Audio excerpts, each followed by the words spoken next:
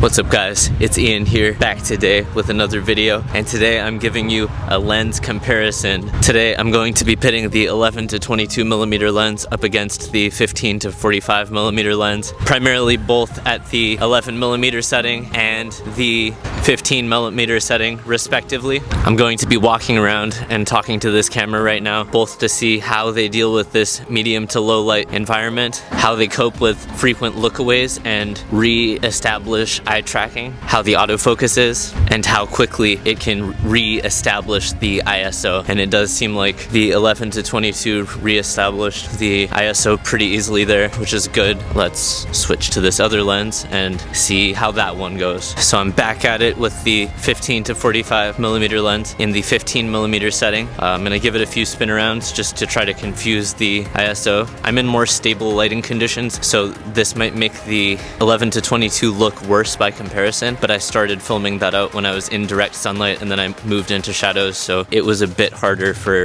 it to reestablish the ISO. So I'm gonna look away, try to get that eye tracking back. This lens actually does look somewhat sharper in my opinion, but it is also much closer in. So right now I'm at a 15mm viewpoint. I am literally just closer to the lens, so there is something to be said for that. And honestly, I'm only looking at the footage on this little screen here. I don't have a high resolution monitor or anything like that. You'll see what's actually going on in post-production. You'll be able to have a better idea of how the footage differs between that 15mm versus 11mm. It's about 5 p.m. here. It's almost sunset. Some nice lighting, just getting a few laps around the neighborhood. Just ate some food. I still have the 15 to 45 on as far out as it goes in the 15mm setting. I'll zoom it in just so you can see the comparison. There's the 45.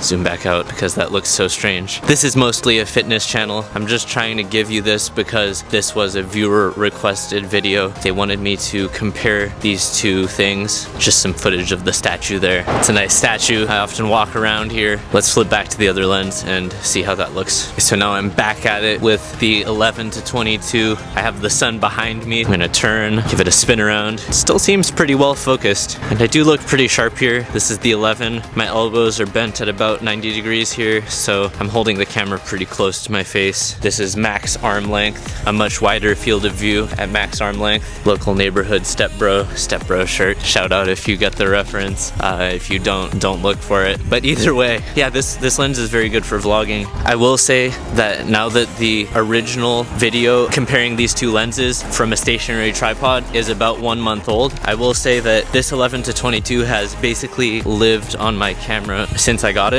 It's more or less entirely replaced the 15 to 45 just because I film mostly fitness content. Shake the camera a little bit. It's hard to really see what's going on. It's hard to tell like what the autofocus is really doing when you shake a camera because I can't see the screen clearly, but I will put that footage in the video. Maybe you'll be able to see exactly how shaky it is, exactly how not shaky it is. That doesn't really recreate realistic video taking conditions, but you know, if you were going to make a vlog, you'd probably cut out that extra shaky stuff anyways. Here I'm walking pretty normally. I'm not being careful or anything, probably walking at 3 or 4 miles an hour, pretty reasonable. Again, this is the 11 to 22, going through a little dark area of trees here. I still seem pretty bright and crisp, and it refocuses. It's pretty quick at refocusing. It can find the eyes pretty quickly, although I feel like eye finding has more to do with the body than the lens. Although I have heard that most manufacturer bodies tend to have better quality eye acquisition with the in-house lenses than they do with third-party lenses. I think there's other reasons why you might want to get third-party lenses, but I have heard that in-house lenses tend to have better eye acquisition. Comment down below if that's not true. See, I'm walking into darkness and I'm still dark.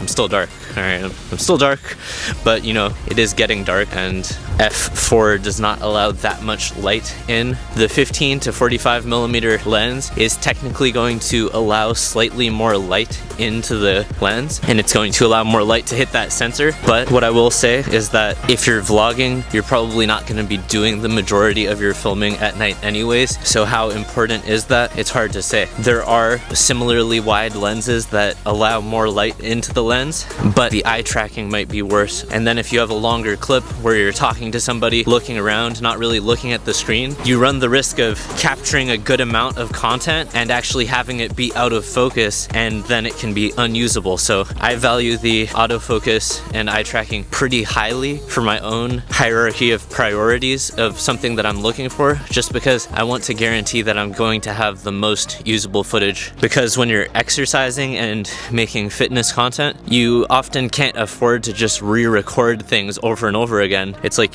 you have a set number of sets that you're going to do in your workout, and you can't just do extra stuff just to re-record. So basically what I'm saying is that the autofocus is pretty important for fitness content, because if your content gets out of focus on like a personal record or something, you may not get another chance to do that again. You want to make sure that you get what you are trying to get. Still the 11 to 22 here, and honestly, looking at the screen, the flippy screen, the day looks brighter in the camera than it is here. Sunset is rapidly approaching. It's actually getting kind of dark in real life. On this screen, it doesn't look too dark. I still have it set to autofocus.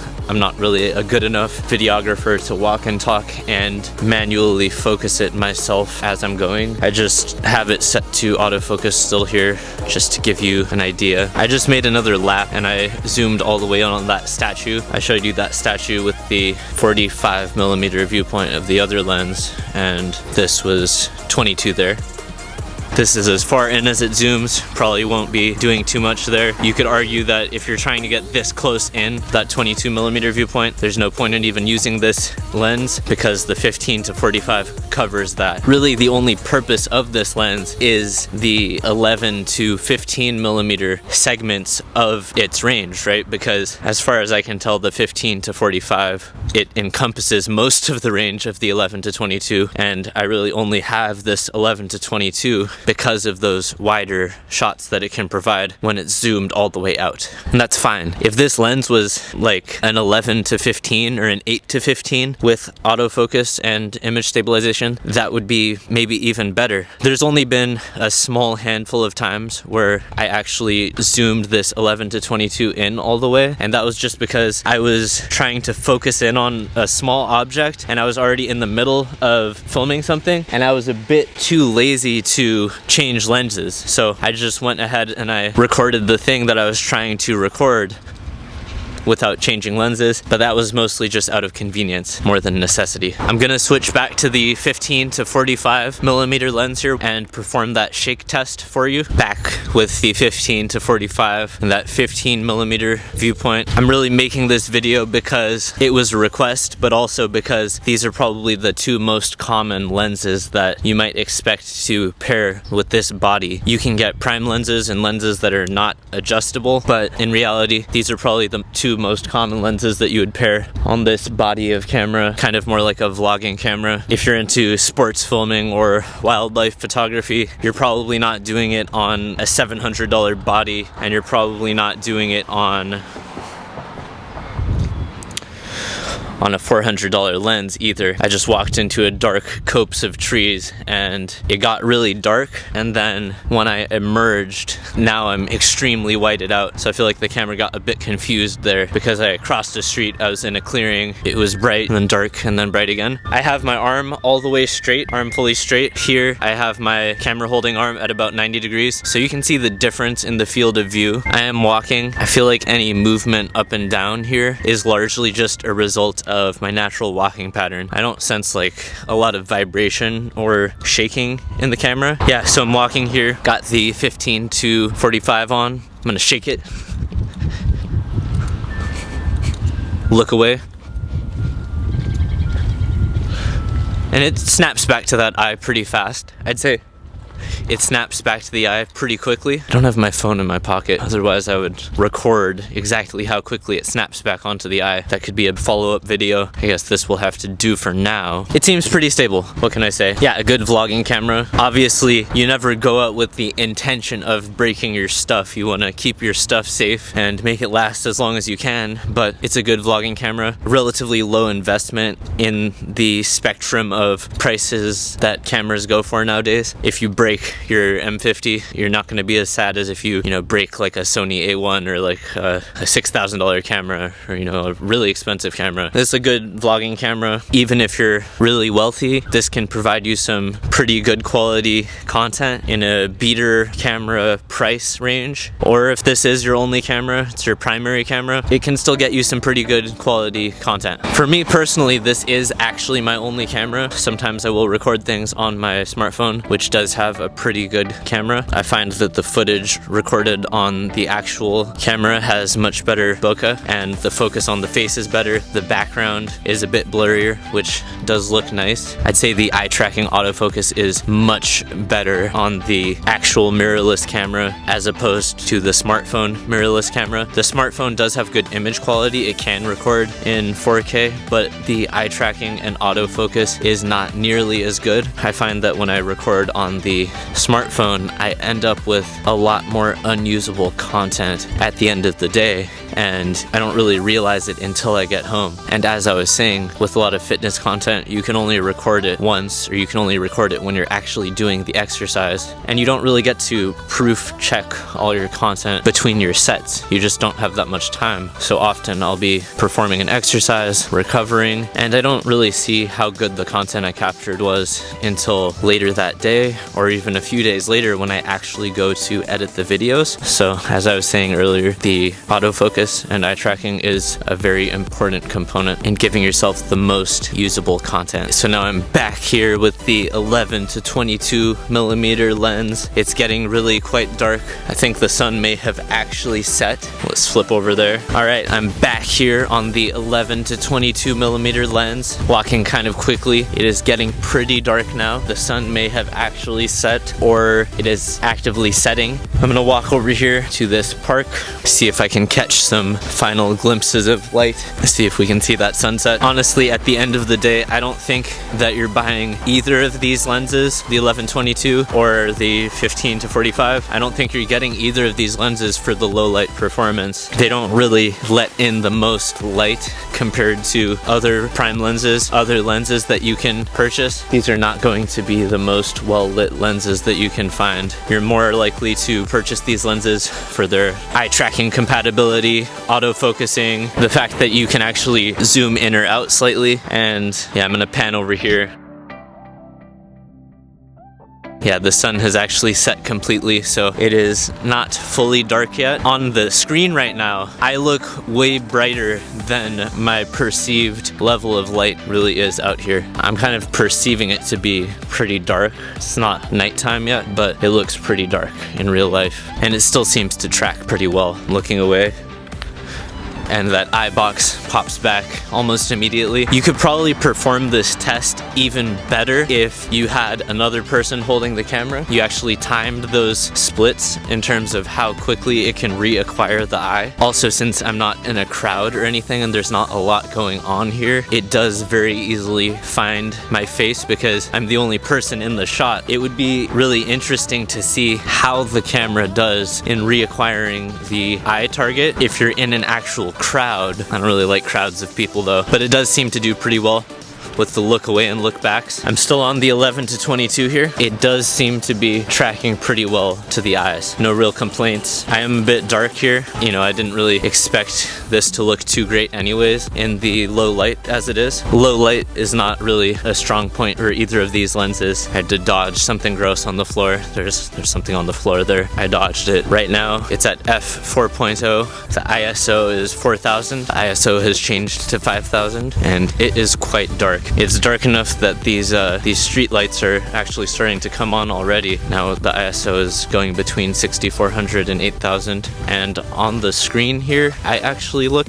pretty bright. It basically almost looks like it's daytime on this screen. It might be because the building there is white and it's reflecting so much light off of it, but I mean right now on the screen it looks like it's almost daytime, so I'm actually pretty happy with this f4.0. It's letting in a reasonable amount of light. The 15 to 45 doesn't actually say how much light it lets in on the outside of it. I believe it goes to an f-stop of 3.5. Don't quote me on that. I mean, if I'm right, I'll leave it in the video. If I'm wrong, I'll just probably edit that out. But either way, yeah, quite bright here. ISO is 8000 now, and I still almost look like I'm in a daytime type of light setting. It might be because of this white building behind me, but honestly, like, the sky is getting quite dark. You could definitely see some like loss of clarity in the sky back there, and with the naked eye, I can see way more detail. It's kind of washed out back there. The camera is turning the ISO super high because it was focusing on my face and it just wanted my face to be visible. So it is losing the ability to focus on certain objects like trees and the sky. But all in all, I think this is usable footage for a vlog. If you were trying to vlog in this type of light condition, this footage is totally usable.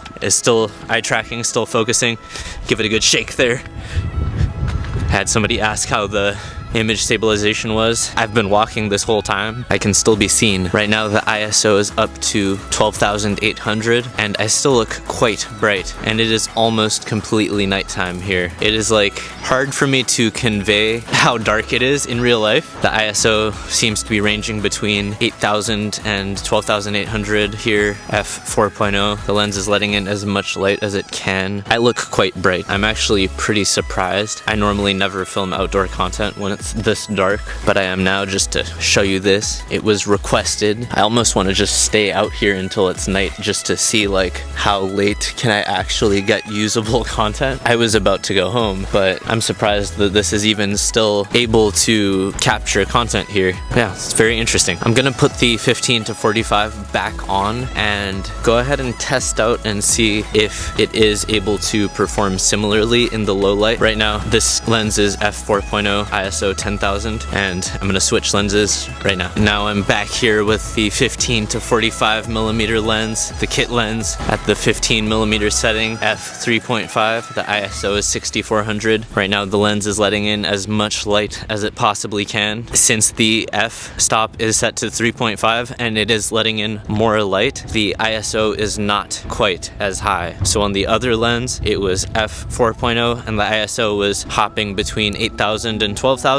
Here we can see that the f-stop is 3.5. The ISO is 6400 on this 15 millimeter to 45 millimeter lens. Right now it's zoomed all the way out on the 15 millimeter setting. I'm holding the camera at an arm's length. Elbow is 90 degrees here, so you can see it's cutting off the top and bottom of my face, which is why I do greatly prefer that 11 to 22 when I'm vlogging. I don't want to have to hold the camera at an arm's length like this the whole time, because this is a lot more energy consuming. It'll tire out your shoulder eventually. Now I'm entering more darkness. The ISO is hopping around between 8,000 and 12,000. F is still 3.5. And I look quite bright in this screen here, which is pretty strange. It's nearly dark here. It's like basically nighttime. If you look at that building there, all the lights are on. The ISO is ranging between 6,400 and 12,000 here, but I do look quite bright. This 15 millimeter lens does allow more light to enter the lens than the 11. That's what I can see kind of immediately, just by being able to tell that the ISOs are not as high due to the F going a little bit lower and letting in more light. The camera body doesn't have to compensate with the same level of ISO. Still eye tracks, still autofocuses, and that's pretty good performance out of a $700 camera. Honestly, I have used my friend's A7 III. I haven't held an A7 Mark IV yet, but that's kind of the mid-range Sony camera, the entry-level full frame for Sony, I guess. It's really hard to say if I would upgrade to that level of full frame camera, because I don't know how much better the footage is coming out of a $2,000 camera than it is out of this kind of $700 or $800 camera. I said in the previous review comparing these lenses that If I was going to upgrade, it would have to be a big upgrade. I don't want to pay a couple $1,000s more just for a slight bump up in image and video quality, right? If I'm going to upgrade, I want it to be a lot better. I want to justify that expense. Yeah, realistically, I don't see myself buying another body unless it was a higher end body, maybe close to top of the line. I gotta make more money for that, gotta monetize the YouTube. But either way, at some point I will get a much nicer camera. I just don't think that I would get a camera that's only a little bit nicer, because I don't think it would justify, you know, spending like $1,000 more, $2,000 more just to get a little bit better image and video quality. I'd rather buy like an A1 or, you know, a top of the line Canon or something like that and really get that best possible quality. Yeah, maybe you're spending $6,000 or $7,000, but to me that's more justifiable than spending $2,000 and getting something that's like a little bit better. I'm sure a lot of people will say that the A7 Mark IV is a big upgrade, and maybe it is. I think that camera is probably going to be $2,000 to $2,500 for the body, and lenses are going to be even more. But either way, I think this camera is probably good enough for now for my kind of entry-level fitness content. Maybe once I reach 100K subs, I will buy like a, you know, like a $10,000 camera or something. Right now the ISO is hopping between 10,000 and 12,800. It is basically nighttime here. I need to go and make dinner. It's really dark. I don't even know why I'm still out here, but it is still eye tracking. Hopefully you enjoyed this subscriber requested video. Hopefully you found it useful, comparing some video from the 11 to 22 millimeter lens and the 15 to 45 millimeter lens on the Canon M50 Mark II entry-level vlogging camera kit lens versus probably the most common wide-ish angle vlogging lens, wide-angle vlogging lens. To be honest, the 11 millimeter viewpoint isn't even as wide as the Samsung S21 gets, but I think when you factor in the eye tracking and the autofocus, it's definitely still worth getting, and it probably does beat out the smartphone. You can see that as it gets dark, the camera is more prone to focus on my entire face as an object over just the eye, and when I zoom in too close, like right now, it's focusing on my face instead of my eye. The street light came on, so it's kind of cheating, and now the ISO is not going up anymore, and now I'm just kind of standing in a street light. Anyways, hopefully you found this video useful. Maybe it will help you make a decision on which one of these lenses to get. I think you should definitely still get the kit lens if you're getting the body, because it's only $100 more to get the kit lens, and I think for $100 it's definitely good value. But if you are a vlogger, I think the 11 to 22 is a good purchase, and I don't regret it at all. It's the default lens that I leave on my camera. To be honest, I haven't put the 15 to 45 millimeter lens on my camera ever since I received my 11 to 22. I literally just took it out of a box for this video, and it is on right now. It does allow a little bit more light into the lens than the 11 to 22. It goes to f3.5 as opposed to f4, but besides the slightly better low light performance, I'd say that the 11 to 22 is a much better vlogging lens, and it's better for capturing fitness content, especially at home or in a gym where your photographer might have to be closer to you. They can't just record you from across the room because it looks strange, and if you're training at home, maybe you're just space limited and you can't put the tripod super far away from you. So for those reasons, I think the 11 to 22 is definitely the superior lens for making fitness content, but the 15 to 45 is so cheap when buying it with the body that you might as well own it as well. So those are my thoughts there. Hopefully you found this video useful. Let me know what you'd like to see in the next video down in the comment section below, and I will talk to you soon.